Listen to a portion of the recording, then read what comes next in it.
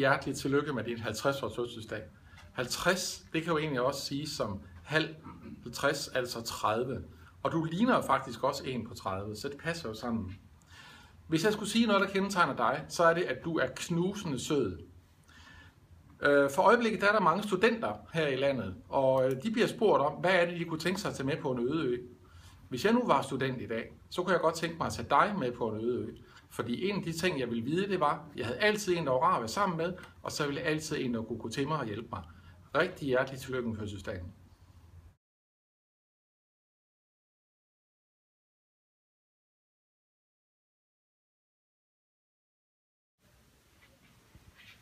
Hej Connie, tillykke med de 50 år. Du skal selvfølgelig have hilsen fra mig. Og jeg har faktisk købt en lille gave til dig, men til den her gave hører der en lille anekdote. Og den her anekdote, den omhandler jo lidt omkring, hvor sporty og engageret du er som menneske. Den drejer sig egentlig om, at den første gang jeg var på en ledersamling med kundecenteret, hvor det var, at vi skulle ud og køre noget Segway i Aarhus blandt andet. Og starten går til det her Segway, og så ved man i virkeligheden ikke, hvad der sker de næste 30 sekunder. I hvert fald finder jeg dig efter start ned ad langsiden på et ben med Segwayen i den anden hånd.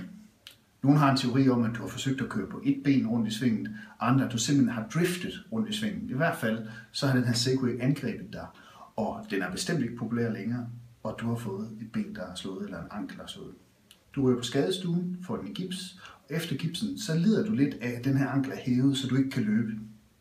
Så det har jeg jo selvfølgelig taget meget nært. Så jeg har været ude og undersøge lidt, hvad kan man gøre ved sådan en ankel, der er hævet, fordi var det ikke for den, var du jo tæt på maratonform, og i hvert fald bedre end de fleste i Superligaen.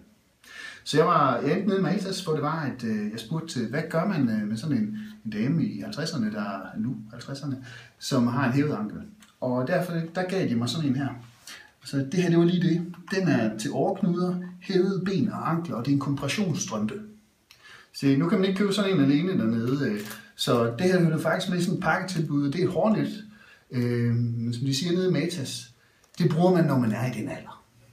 Så hjertelig tillykke. De her, de ligger hos mig på min plads. Du kommer hen, når du har lyst. Tillykke med de 50.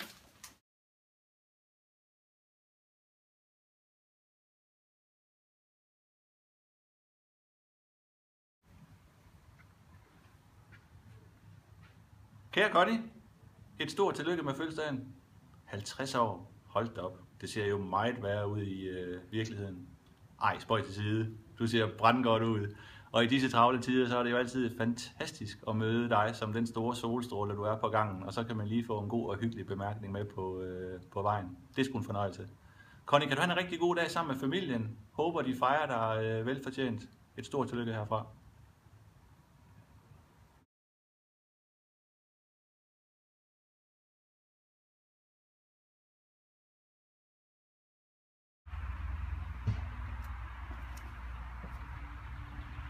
Hej Connie, også et kæmpe tillykke med de 50 år fra mig.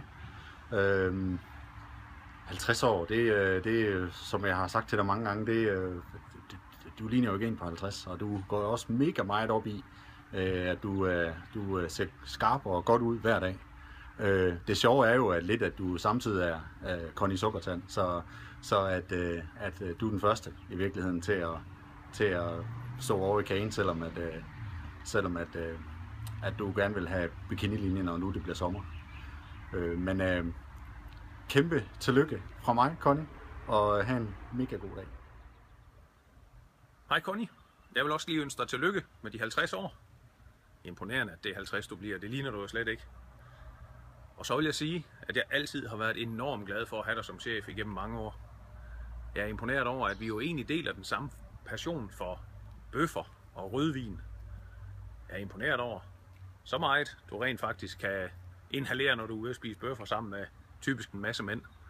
Det klarer du faktisk rigtig godt. Og så vil jeg bare sige, go for it på Energibet, og tak for mange gode år. Hej.